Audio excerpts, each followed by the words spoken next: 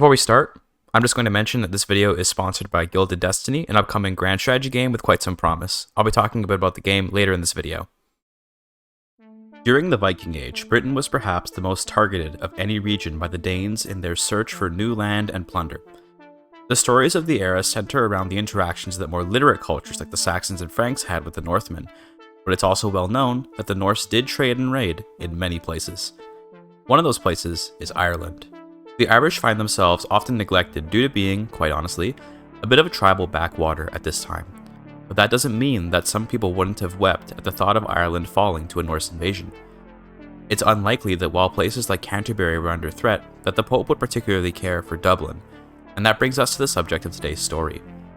This is Ethelwulf, a minor noble from Winchester with a particularly fiery passion for the cleansing of pagans. He had written to the Pope several letters asking for an intervention in Britain to eradicate the incoming Norsemen, to no avail, as the Pope, even after several months, has sent no letters back.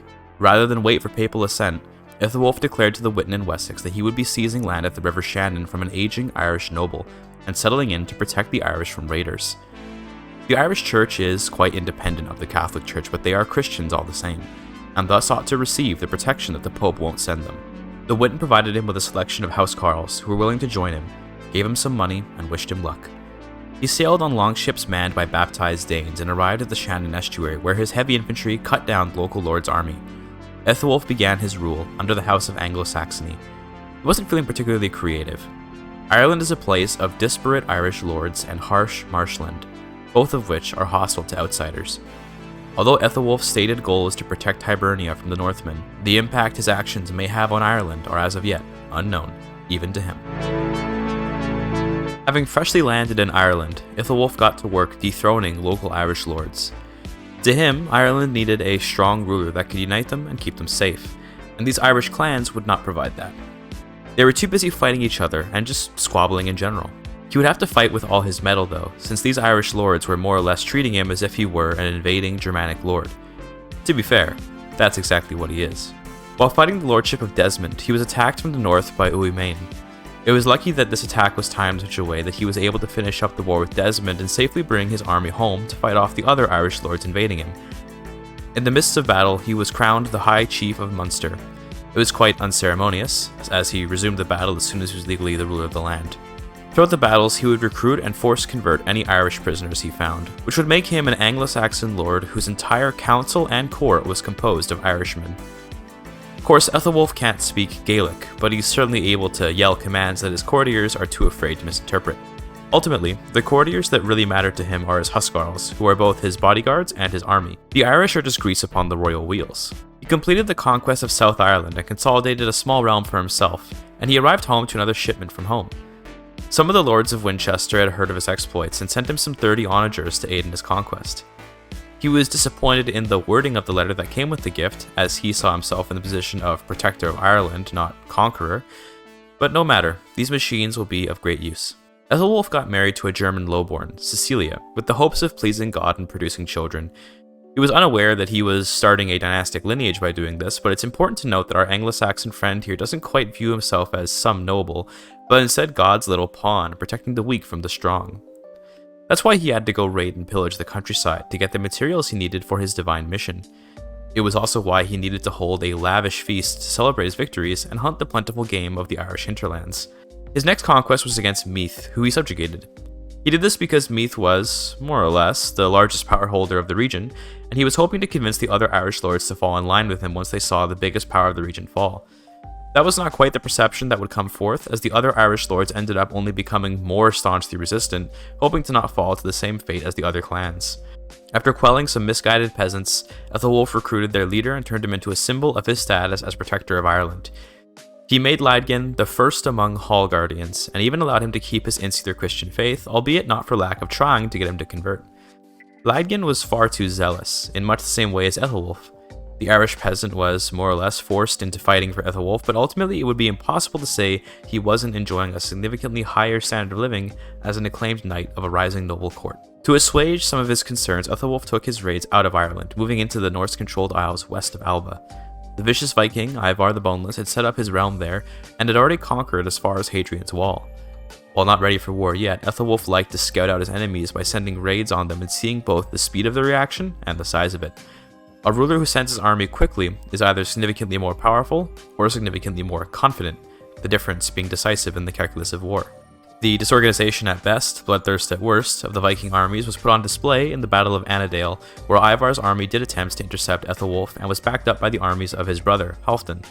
The some 6,000 strong heathen army was sure to crush Ethelwulf's army, but a mix-up on account of the similar appearance of the Anglo-Saxon and Norse Huscarls resulted in Halfdan's army fighting on the Irish side against Ivar. Such a blunder was, quite frankly, pure comedy to Ethelwulf, and even the despondent Lydgan, forced to fight for a foe he hated, couldn't help but feel some camaraderie in their shared superiority over the non-Christians.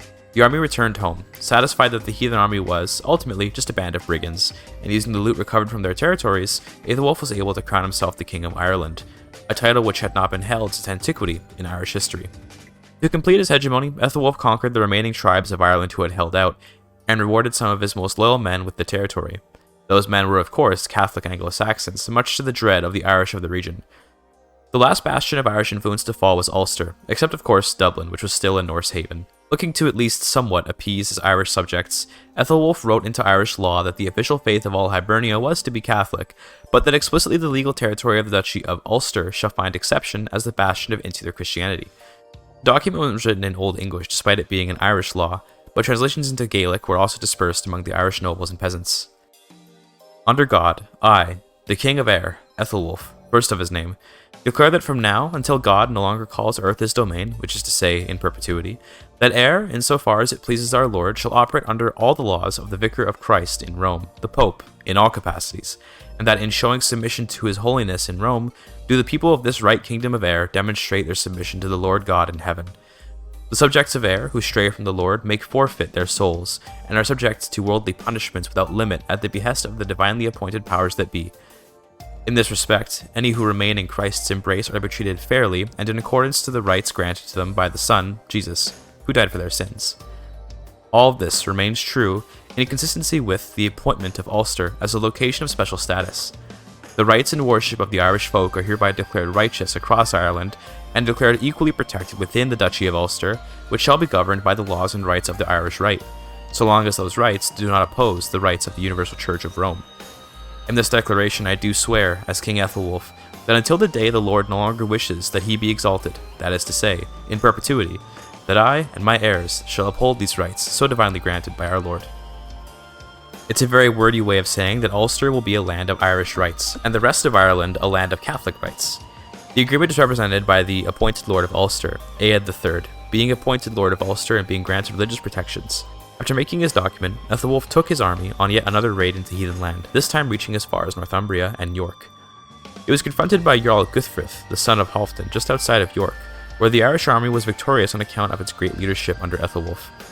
It was a greatly inspiring victory, as the heathens had known only great victories up till now, but with Jorvik in flames, the Christians of Britain were quite inspired. Simultaneously, Ethelwulf's German wife, Cecilia, was murdered by brigands in the countryside, which, although he would deny, many said were hired by Ethelwulf on account of the woman failing to have any children throughout their marriage. Whether it was his intention for her to die or not, the realm did mourn, and Ethelwulf, approaching his 60s, searched for a new wife who could bear children for him. He did find a wife, Eofa, who he believed was an Irish lady based on her name and appearance, but who was actually Breton. Ethelwulf was hoping to make his subjects feel a little more at home with an Irish wife, but in reality had only isolated them more with his ignorance. Eofa herself was not particularly happy to have been mistaken for another ethnicity, but was also not particularly happy to be married to a man triple her age, not that her opinion particularly mattered in this era. Nonetheless, Ethelwulf could not afford to have this marriage fail to produce heirs. He was too old to try again, really, so he put effort into seducing the lady Eofa. His efforts did succeed, and although the two did not fall in love, Eofa found the king attractive enough that the two could procreate. Shortly after, the lady was pregnant, and a wave of relief washed over Ethelwulf. Whether the child be a daughter or a son, so long as it could be someone capable enough to carry on the protection of Ireland, he was happy. Ironically, Ethelwulf's raids on the heathens had reached the ears of the Saxons in Wessex, now ruled by Alfred, and he was perceived as a controversial figure. It's important to note that although the Danes north of Mercia were of course an affront to God, their subjects were almost entirely Christian. It was likely that Ethelwulf was causing an immense amount of Christian death, even if it was in the fight to free them, and so Alfred had sent word of his condemnation of Ethelwulf's work. This was quite angering, as if it weren't for his work, the heathen armies could have already brought Winchester to its knees by now. It was only the happiness of the news of the birth of his son, Lefweld, that he didn't throw a total tantrum over it. That being said, it did make the faithful lord think a little bit. Maybe there was something to be said for the expansion of his protective shield to include more than just Ireland. He had left Dublin alone on the sole basis that its people were not Christians, but one of the minorities there who were practicing either in secret or who were being martyred. It was with this disapproval of the Winchester Witan that Ethelwulf took it upon himself to not just protect Ireland, but to protect Britain from any who would challenge the Lord's light. With that, he invaded Dublin, despite it being a heathen homeland. Yet something was off. Dublin was not raising a great heathen army, but rather a Christian army. It looks like the heathens are trying to shake the morale of the army by appearing to be Christians, and thus convince Ethelwulf, his knights, and his soldiers that they were fighting against who they should be protecting. This trick wouldn't work on Ethelwulf. In reality, these were Christians. They were just Welsh, and they had already reclaimed Dublin a long time ago. The problem was that Ethelwulf didn't know that, and genuinely believed he was fighting heathens. He was particularly surprised, though, when he saw Saxon armies joining the heathens. Wessex, which had allied with the Welsh of de Huebarth and assumed that Ethelwulf was simply warring as a power grab and no longer in the interest of the Christian world, sailed over to Dublin to fight, and so it became clear to Ethelwulf that even his old friends in Winchester had been corrupted by the heathens. Dublin was claimed without a chance for the combined Cornish, Welsh, and Saxon armies, all of which, by choosing to participate in this war, had broken off their relations with the Irish king. Looking to report both his victories and the tragedy of the betrayal of Wessex, Ethelwulf began a long trip to Rome. He would pass by all places of importance along the way since he was going so far out of the way already, but he chose not to stray too far as his news was of dire importance. He passed through Alba safely, but travelled furtively through England, both heathen and Christian, keeping to the outskirts along Offa's Dyke in Mercia, crossing through as a pilgrim into Kent, before hopping a boat to France, where he travelled safely in Christian land.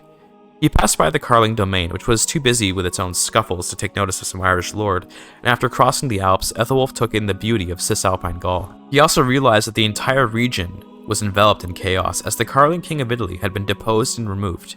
Every city was ruled by a different local calling themselves king, and the only return to normalcy was in Tuscany and Spoleto, where there seemed to be at least somewhat consolidated sense of power. Upon arriving in Latium, Ethelwulf first prayed at the Vatican Church, which he had only heard stories about. It was truly beautiful to him, and he was hoping that God would be proud of him for his accomplishments in Ireland. He spent some time there, praying, and quite honestly, enjoying some time away from the constant war and danger of his home. He then passed the Aurelian Walls to meet with the Pope, who was certainly busy, but who would make time for something of this importance. Arriving in the lineup of folks with grievances or news for the Pope, Ethelwulf realized he'd be waiting for a while. The Pope was a busy man. And after some hours waiting, he was welcomed to kiss the Pope's ring, and so bore his news. Father, I, King Ethelwulf of Eire, I've come to report to you the successes of my efforts to push back the heathens of Britain, and to inform you that I have established a Christian kingdom on the barbarous island of Hibernia. Although I hope that this pleases you, I also carry news of the unfortunate apostasy of much of the other civilized folk of Britain. My lord, while fighting to exalt the Lord, I was faced down by a coalition force of heathens and Saxons from Wessex. Before he could continue, the Pope interrupted him, speaking in angered tones, yelling in what Ethelwulf could only assume was Latin, although he didn't understand a word of it. The translator informed Ethelwulf of what was said. His Holiness, the Pope, would like to inform you that your concerns are, quite frankly, a waste of his time. He asks you to look around you on your path to Rome. If you came from Hibernia and took a route through France, you'd have surely passed through the Alps and seen the utter chaos of Italy. He would also like to inform you that even if the heart of Christendom, Italy, were not in absolute chaos and shambles, he still wouldn't care for the wild lands of Hibernia, which are as relevant to Christendom as the manner in which a Saracen wipes his ass. His Holiness has more pressing matters, and asks that you not return. If you were interested in the matters of Britain, he'd have replied to the piles of letters he sent, which he threw in the fire, Ethelwulf. At least the Pope remembered his name, it seems. Ethelwulf was escorted out. Although he was displeased, he couldn't get upset at the Holy Father in his own chambers. He headed home, contemplating exactly what all this means. He sailed from Bordeaux back to Limerick, and the court immediately noticed his new demeanor. Ethelwulf, without any ceremony, retired to his chambers and sat for some time. He then emerged, this time looking more positive, and declared there shall be a feast. The feast went as normal, but at the toast, Ethelwulf explained what happened with the Pope in almost jubilant manner. You see, Ethelwulf took it upon himself to interpret the Pope's anger as him being overwhelmed, a rightful interpretation, and in so interpreting, he believed the Pope wanted him to handle the matter of Britain on his behalf. Effectively, if you don't think about it too much, Ethelwulf had just been granted the right to conquer the entirety of Britain on behalf of Christendom. This was a truly momentous time, as now all of Britain could be safely administered by his great realm for centuries to come, all in the name of the Lord. The feast attendees seemed to have mixed feelings, with some being worried about the toll that the coming wars would have on the realm, while others looked forward to the influx of wealth that war often brings through loot and trade. During the feast, word of an adventuring Northman army came to Ethelwulf, who was already prepared to destroy his enemies. The campaign to unite Britain has begun. The first target was Ivar the Boneless, on account of his fearsome reputation and geographical proximity. This was no border scuffle nor raid, but a war of existential crisis to the newborn Norse state. Ethelwulf intended to end the Sudreyar as a realm entirely and take its domain under control of his. Ivar was, at the time, busy fighting with Alba, which was convenient as he would be no pushover.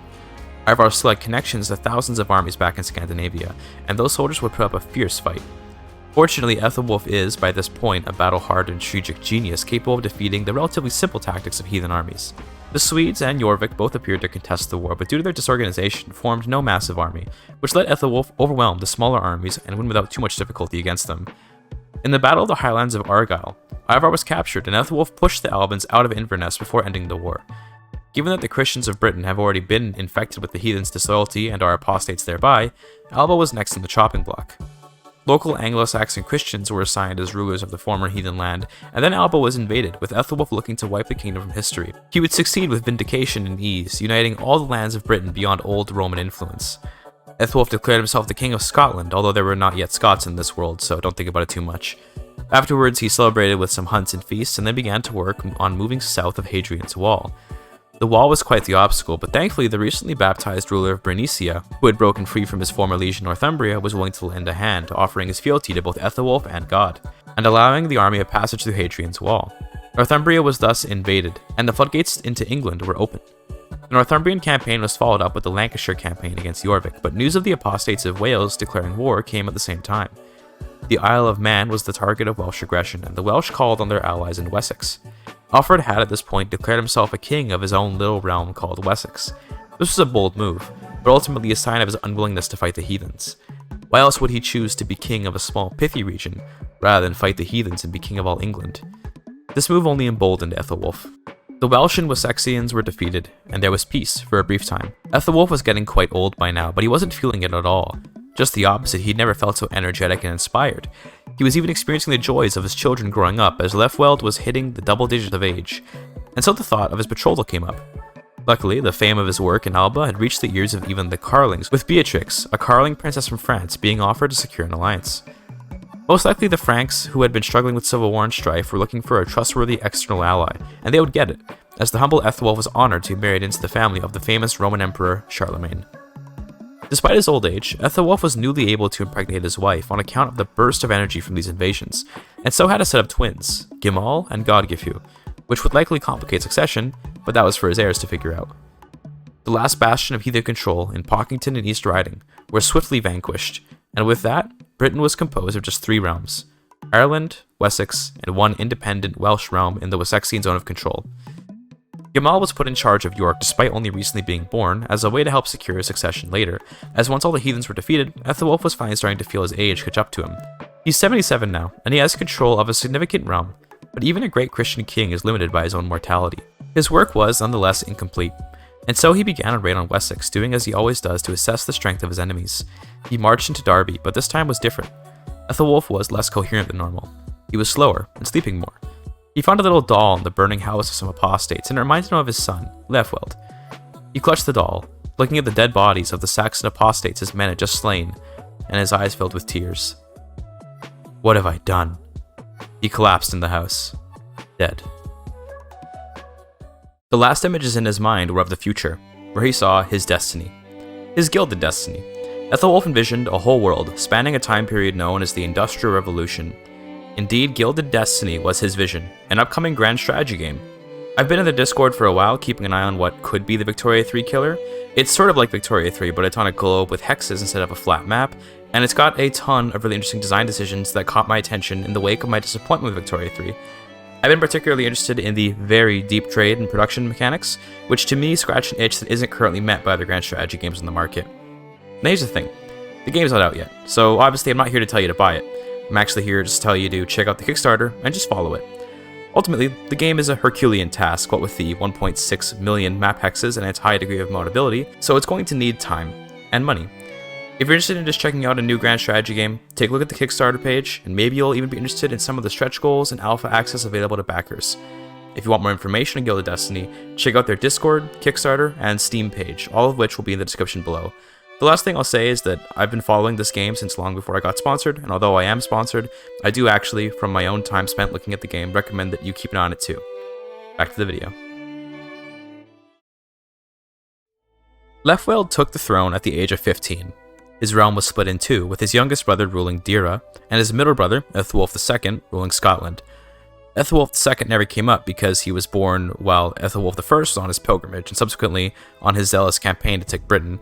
The child, unfortunately, was ignored by his father. Leofweld was raised to be a good Christian boy, and indeed he was. He's a temperate young man, in every meaning of the word, but he was raised to see apostasy and heathenry in everything.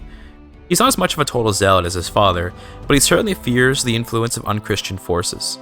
He was given a military education directly by his father, who took him to battles from a young age, and he directly took over the raiding armies in Wessex after his father's death. He turned 16 shortly after and grew to be almost as good a commander as his father, at least in terms of raw talent.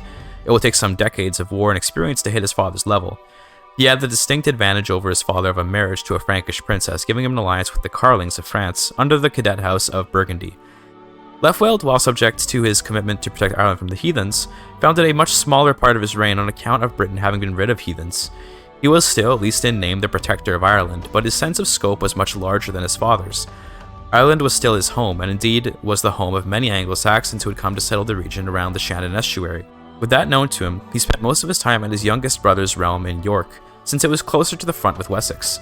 He only returned to Ireland to hunt or feast in celebration of his victories. He completed his raid from Lincoln down to London, then returned home.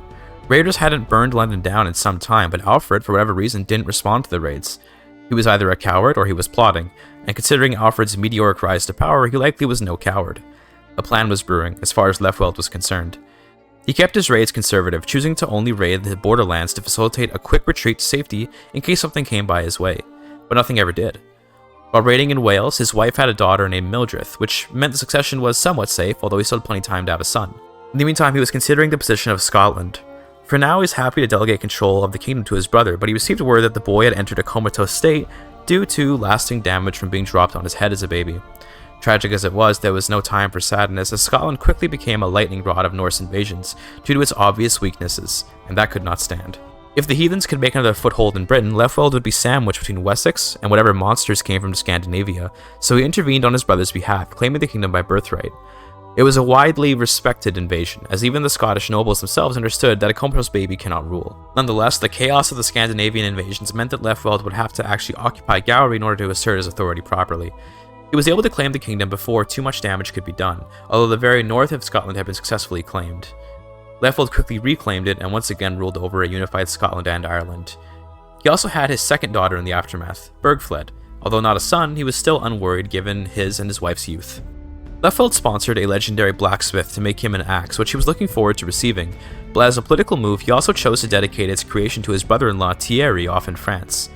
Although it's unlikely that Alfred will pose a problem, it's better safe than sorry, and so building a connection with the King of France could be a last resort to swing the tides of war. He invited the king to a feast to announce the dedication, which did exactly the trick, as the two became fast friends. Once the axe was completed, it ended up being relatively mediocre, but still it was useful. Leofweld personally gifted this other axe to Selred of Surrey, who had taken up the position of first among Hall Guardians in place of the original Irish peasant his father had put in place. With that axe, he may slay Ireland's enemies with even more efficacy. The next task on the agenda was to learn more about Alfred's plans in Wessex. Leofweld took a trip to Canterbury disguised as a student looking to learn in the university there, but really he was looking for information. It would surely be the talk of the town that Wessex's borderlands were under threat and that London had been burned down recently, so he listened and took in the city. He also did study some military theory given he was there anyway. He heard rumors that Alfred apparently was aware of Leofweld's paranoid nature and that he would by inaction let his rival think all manner of action taking place. He was absolutely enraged at how he was being played, but turns out Alfred hadn't accounted for the lengths his parent rival would go to. Now, there was of course the possibility that this too was a planted rumor designed to embolden Leofweld with false confidence, to nudge him into an overreaching move. But let's say that it was that. Leofweld still got France as his backup. If he overreaches, he needs help, his friend in Paris can surely be the cavalry to save him. It was time to act. One more scouting run, as Leofweld raided beyond the Thames, he crossed into Surrey, and then moved further west until he hit Winchester. It turns out he had hit them right when Alfred's funeral was on, as there was a new king, Bithnoth, in charge now. Maybe Alfred's inaction was that he was dead and Leofweld just wasn't aware. That would be something. Unless, of course, it was a fake funeral. But no, this looked quite real, not to mention that he had managed to capture a princess, Björngith, who was apparently the daughter of a king, but not of Alfred. That must mean the succession, at least, is real, whether Alfred is alive or not. He took Björngith under his wing as a ward, looking to get information about her father out of her. She's only 5, so she won't know much, but something as simple as, "Daddy's always playing with swords these days," could be just the hint he needs. Leofweld, upon returning from his raid, felt confident enough that it was time to invade. He had the king's daughter hostage, he had France's backup, and the opportunity of a succession to interrupt. He invaded, claiming the heartland of Wessex and the borderlands of Deira and Lancashire. After initially taking Lincoln and Lancashire, Leofweld returned to York and lowered his army both to let it rest and to bait Bithnoth into moving north. He believed that this king was made of lesser stuff than his father and would take the bait, which was half correct. Bithnoth did take the bait, but he also received reinforcements from Bavaria as he had secured his own continental allies. These men would certainly not prove enough to defeat the veterans of Ireland. While Wessex had been sitting, avoiding combat wherever it could, Irish Saxons had been fighting for decades to free Britain from foreign powers. They fought against the fiercest Scandinavians, masters of combat, and so the conscripted youths of faraway Germany and England fell as wheat to a scythe, and Leofweld was death. Upon achieving victory, his men did as the Vikings do and got into boats, sailing around to Winchester. This left Deira open, but it was yet more bait. Sure, let the Saxons take York, which had already been evacuated, while the true prize of Winchester falls. The army then marched back north to take Lincoln again, as it was part of the land Leofweld was demanding, and as Lincoln fell, the Saxons returned to Winchester. While they returned, in solemnity over the fallen capital, Leofweld was celebrating the birth of his first son, Wulfnoth, securing his succession. Secretly, Leofweld had sent letters to his French allies to come to Winchester, and they did arrive on time to hold up the Saxons. Leofweld was able to use his siege engines and sappers to break down Lincoln fast enough to return to Winchester before it could be reclaimed, and after one last pitched battle outside the capital city, with French support, and after occupying the Stonehenge, the war was over. Wessex was defeated. Although still king of a cut-down England, Bithnoth lost all the valuable farmland of Wessex, and was left with the swamps of East Anglia and forests of Mercia.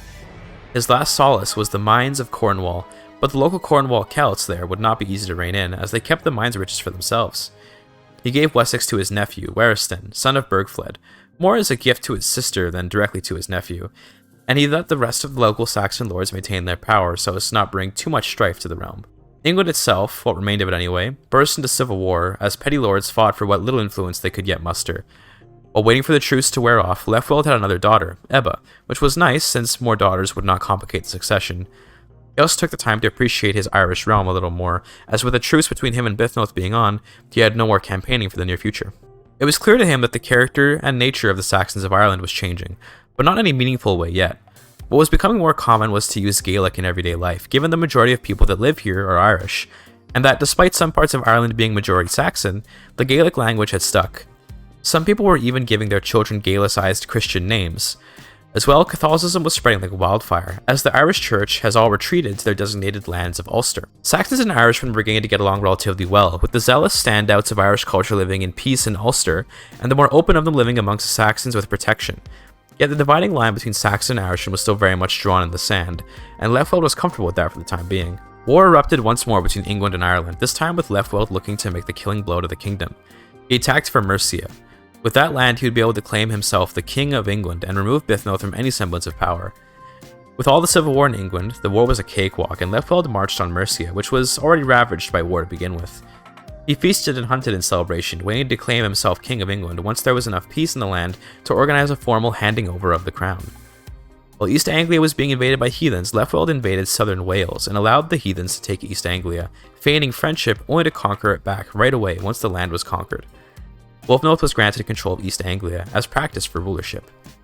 Rather than wait for the truce to wear out this time, Leofweld was able to turn Bithnoth's remaining subjects against him and assassinate him, allowing for another invasion, this time for northern Wales.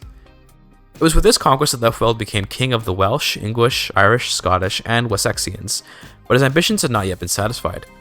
Across the Channel, France's ruler, Thierry, had passed away of an illness, which left Leofweld without an alliance, but an opportunity. The new king, Carloman, was but a boy, and his aunt, Leofweld's wife, would be a much better fit for the throne of at least France. Thierry had managed to declare himself emperor of all Francia before his death, a title Beatrix did not have claim to. Rather than let this alliance go away, Leopold intends to invade the weakened France to put his wife on the throne of West Francia as a subject of the greater Empire of Francia. While a wise move in theory, Leopold hadn't accounted for his wife's sudden desire to travel to Italy to craft a regalia for the Duke of Tuscany. Out of character here, I don't know why this happened, she just kinda left the court to make a regalia.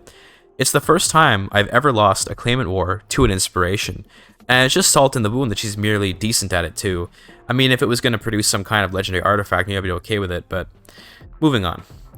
Leopold offered vassalization to the remaining lords after Wales fell, and from there controlled the entirety of Britain. But he more or less already was, even before this. After all, if Bretwalda is the king of all Saxons, he had been more or less in that position since he took Wessex and Mercia.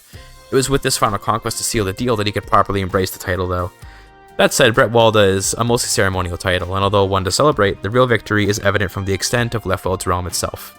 He waited for his wife to return from her unexpected vacation in Italy before resuming the fight against the Franks, this time ensuring his wife had no other random spells of inspiration. Landing in Neustria, the Saxon armies were uncontested, as the slow Frankish forces had to assemble south of the Seine. Taking Eu and Rouen, Leopold controlled the mouth of the river. As French troops approached, he assaulted Eivre, paid out his men with loot to improve their morale, and turned north to Rouen to meet the French army. He had expected a significantly larger and better equipped force, but instead was met with barely a few thousand men. It was almost laughable as the legendary Carolingian armies were cut down. The army marched down the Seine, burning cities and castles down as they went, until reaching Paris, which also burned. With Paris burned, Emperor Bernard, who had deposed the child emperor during the war, surrendered, putting Beatrix in charge of West Francia as a subject of the empire. An alliance across the Channel was secure, and in the future, perhaps even a unification of the realms could be set up. Beatrix was even able to secure a massive swath of land for her own personal domain, which she could hand out as she saw fit. Many people in the Irish court believe Beatrix schemed her way into Leopold's mind to get him to fight for her claim, but Leopold was far too paranoid to be manipulated like that. It was entirely his own decision to put her on the throne, as he felt more secure knowing he had an ally, as he did against Wessex. That being said, he missed having his wife at his side, as she made him feel secure. Still, it was a wise choice. From here, Leopold sat on his throne, feeling as if he had accomplished all he could in his lifetime. He ate at feasts and hunted for sport. He helped his wife put down rebellions. Unfortunately, though, his only son, Wulfnoth, died after losing an arm in a hunting accident. He didn't survive the amputation. This was not the end of the world, though, as Leopold had many daughters who were all equally as acceptable for succession, except that so many of them, and so many kingdoms, meant that succession suddenly went from completely smooth to horrifically complicated. He began revoking territory and vassals from larger vassals, hoping to weaken the realm before his own death, since he knows that chaos will erupt from the realm's succession, especially amongst all women. During the chaos, he was unable to help his wife in France, who was killed by her own vassals and replaced by a Carolingian, Hugo. Although the throne was lost, she did pass on her claims and her personal domain to the late Wulfnoth's daughter, which also meant that East Anglia and Essex were now under the French Empire. This only served to complicate matters more. After concluding the Civil War and revoking the appropriate territories, Leopold, saddened over his son and wife's death, and injured from war, died of the toll it took on him, as he could only imagine what plots were conspiring against him with his wife's death. It was a convenient time to die in a way, as the realm was at peace and recovering from war, but there is no real convenient time for a death with a succession like this. With Leopold's death, the realm had to be split equally amongst all the daughters who would be taking the place of the slain Wulfnoth. In Ireland, we have Elfled, the granddaughter of Leopold, and ruling over the other kingdoms are her aunts. In Scotland, Bergfled. In England, Hextilda.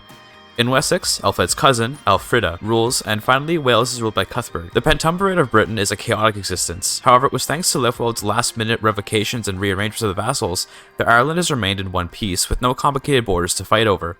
As well, the royal domain in and around Munster has been kept unfractured, leaving Elfled in the strongest position by far among her family. Yet, Elfled has taken the throne at the age of 15, just like her grandfather, and she, quite frankly, wants nothing to do with it. Elfled, as the granddaughter of Leopold, has no claims on the other kingdoms, although she could easily justify new ones, but she is not the headstrong, ambitious lord that her uncle Wulfnoth could have been. She's just a lady looking for peace, and she tends to find that peace. She has one last aunt to account for, and that is Ebba, who has split some of her personal land in Ireland. She's the youngest aunt, and only 21, and so got the smallest portion of the inheritance. Elfled is an unexpected, yet all the same interesting choice for queen. She's not particularly power-hungry, lacks the religious zeal, ambition, or savvy of her ancestors, and ended up inheriting due to a freak accident. For this reason, she ended up mostly leaving rulership in the hands of her father, the regent, Waltheof. He was a lowborn brought to court as a knight, but who suddenly found himself the father of a queen. Elfled is almost of age, so the regency won't be long, but for a short period, Waltheof is in control, and he's choosing to keep the army raiding in Francia, as well as orchestrating the death of Ebba to bring the domain into Elfled's hands. Waltheof loves his daughter, so he's doing his best to set her up nicely for the future. Shortly after completing some large-scale raids on the Seine Valley, Elfled reached 16 years of age, and so the regency was ended, and she was handed control of the realm. She immediately married a worthy Saxon, Hrodbert, who was an intelligent and skilled local noble. Her second action, though, was one of immense controversy, and that was to settle the whole realm down, as she modernized the court into one more comfortable. She was looking to focus on her home and leave the rest of Britain alone, and that was indeed quite a controversial decision. By embracing a more peaceful feudal system of government, Elfled was signaling that she was intending to turn Ireland into her permanent home. Feudal rulers invest in their land rather than simply taking more as a tribe might. And though it was indeed controversial, it would also be the best choice for her given the absolute chaos erupting throughout Britain. She immediately invested her money, which she earned from the raids in France, into trade ports and farms across her domain, and the influx of wealth from France was indeed filling her pockets deeply. Elfled was able to convert the previously unused fields of Ireland into manors and mills with immense speed. In doing this, she implemented a system of equal payment between Anglo-Saxons and Irishmen, as the only thing holding her back from further growth was the manpower to do it. Previously, Saxons had mostly dominated in terms of the higher value peasant jobs and rents, but with Irishmen being elevated to a similar position as the Saxons, they are both becoming more accepting of one another and growing the economy more effectively. All this land management was of great interest to Elfled, so she went off to the Canterbury University to learn more about how they ran things over there. England is a land of great farms, and although Elfled is a Saxon, she certainly wasn't raised in those farms. She was, in the eyes of many Saxons from England, an Irishman. While attending some lectures in Canterbury, Wessex, the kingdom, declared war to take Ireland, as Elfled's aunts and cousins felt she was weak and thought they could replace her. Although no longer a regent, Waltheof led the armies to protect Ireland from those bellicose neighbours. Elfled also realized she was pregnant early on into her visit in Canterbury, which was great news, although she felt quite young to be having children already. It takes a village, or in this case, a court, to raise a child though, so any insufficiencies she may be dealing with can hopefully be counteracted with a supportive realm. Upon Elfled's return to Ireland, Waltheof actually chose to not tell her of the war, rather telling her to enjoy a feast and take care of herself while he attended to some courtly duties in Ulster. Those duties were defeating the invading armies across the strait. At the end of the feast, Elfled gave birth to a son, Ethelbert. It was also at this point that the reality of the Saxon invasion was unavoidable due to a letter of inheritance she received. Apparently, her aunt in England, Hextilda, was killed in the chaos of battle, and now Elfled was Queen of England and Ireland. After that, the Witan in Winchester demanded that Wessex, the kingdom, be given to Elfled, which was most likely on account of the petty nobles there believing the naive Queen of Ireland would be easier to manipulate. This did not stop the war though, which continued on, this time with the Duchy of Wessex. I really wish Alfred hadn't made that custom Wessex kingdom, as this really complicates things. Although Elfled is the Queen of Wessex, she is at war with her cousin, Elfrida, the Duchess of Wessex. Don't think about it too much. With control of England, Elfled now also had to deal with more claimants, as a Welsh lord who, for whatever reason, had a claim on the throne, also declared war. The Duchy of Wessex was defeated around the same time, and peace was near. During the war with the Welsh, Elfled gave birth to her second son, Eadbert, and she continued to mostly sit in her castle while her father, husband, and courtiers dealt with the war. She was biting her nails, considering the stress of handling all these kingdoms, none of which she even wanted. Her armies defeated the Welsh, and there was peace in the realm for the time being, but rather than begin her plans to control the kingdoms, Elfled instead considered her options. She was queen, and in so being had the power to decide what to do. She heard advice from all sorts of counselors. She could seek to remove the rebel lords from power and consolidate herself as the next Bretwalda. She could focus on building up Ireland, extracting wealth, resources, and labor from England. She could even fight to take Scotland and Wales, effectively taking up the same mantle as her predecessors, but the only advice she did not receive was to give up on all of it. This was what she chose to do. Elfled approached her great-uncle, Gemahl of Dira, who you might remember from before, who had been granted that land when he was just a baby, and offered him the crowns of England and Wessex and all the legal territories. The Lord of Dira was, of course, interested in such a thing and immediately agreed, despite the protests of Elfled's council. She gave up the crowns and released any vassals from their oaths in England and Wessex, reducing her realm back to its original size in Ireland. She also released a vassal she forgot she had in Orleans, as she wasn't looking to revoke the French Empire. The only land outside Ireland she kept was the other side of the strait in Galway, since it was conquered legally by the special duchy of Ulster, and she wasn't looking to upset the religious minorities up there. With this move, it might look like all the work to unite Britain has been undone, but this would be unfair, as the family of Anglo-Saxons still controls the entire island, except some Vikings who have managed to take the Sudreyar back. Whether the family can maintain its hold is another question, but ultimately the island is bound by its shared blood. Elfled returned home to an upset but powerless council, yet she was happy. She could focus on peace and just do what was healthy for the realm. She continued building up the wealth and prosperity of her land while occasionally hunting and feasting to celebrate the good times.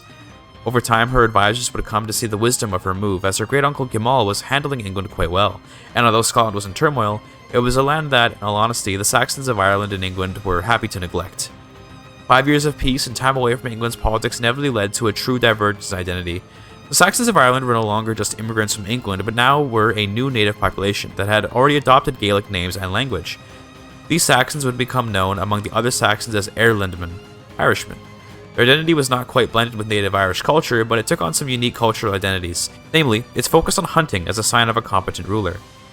What had started as a simple hobby for lords and common folk alike had become something of a rite of passage for anyone to undertake. Alongside that, fighting and combat had become important to the Irelandmen, on account of their constant need to fight off Scandinavian invaders and other Saxons looking to control the rich farmlands that Elfled had built. A few years later, adoption would also become normalized in Irelandman culture thanks to the rising phenomenon of Anglo-Saxon landlords adopting their Irish workers into their families. It turns out that Elfled's policy of equal opportunity for Gaels and Germanics alike had resulted in much friendliness between the two groups. Families united, embracing each other's ways of life, which over time were becoming more and more one and the same.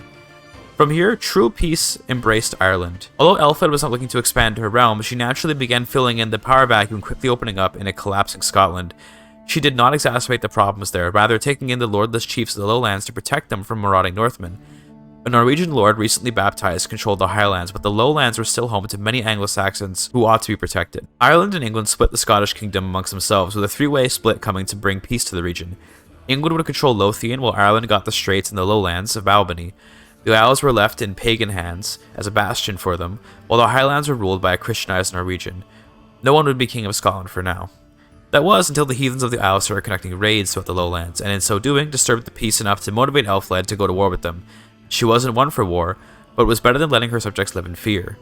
The heathens were evicted from Scotland, and their lands granted to Eadbert as land for him to practice his rulership in. The land there was of little consequence and was safely tucked away from most of the potential turmoil in the borderlands with England.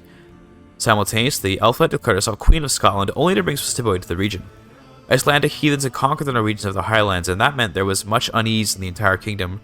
Rather than let them sit there without any assurance of protection, Elfled did properly take on the Scottish realm as a protected people. Peace continued to prevail in Ireland, as a few years later, Elfled made amends with the Welsh, hosting a grand wedding between a Welsh princess and her son, Ethelbert.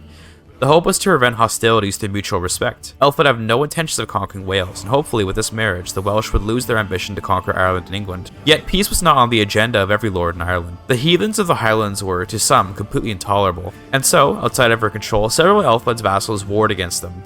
One of those vassals was Eadbert, her own son, and he unfortunately was too foolhardy, losing his life in battle against the hardy Icelandic shield walls.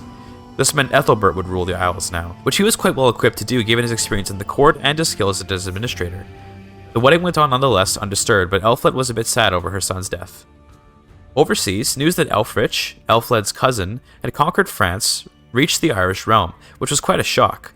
Although certainly a good thing to have all of Britain and now the prestigious fields of France all under the domain of the Anglo-Saxon house, there was worry that jealousy and competition over titles could spoil the precarious balance of power that had been reached. For the time being, there was peace, but it was impossible for this to last with these new circumstances. For now, though, it did last, and with peace came further connections between the Irelandmen and the Irishmen. There was a new word spreading around the court in Gaelic, Aircerda, meaning Friends of Ireland. Quick note, I don't speak Gaelic. I invented the term by smashing together Air and Cerda, which mean Ireland and friends respectively in Gaelic. I have no idea if that would be a valid Gaelic construction, so take it with a grain of salt. The Aircerda, a result of the service that the Anglo-Saxony house had rendered to Ireland in building it up and keeping it safe, are a class of equals composed of nobles of mixed Irish and Saxon heritage, but firmly Irish culture.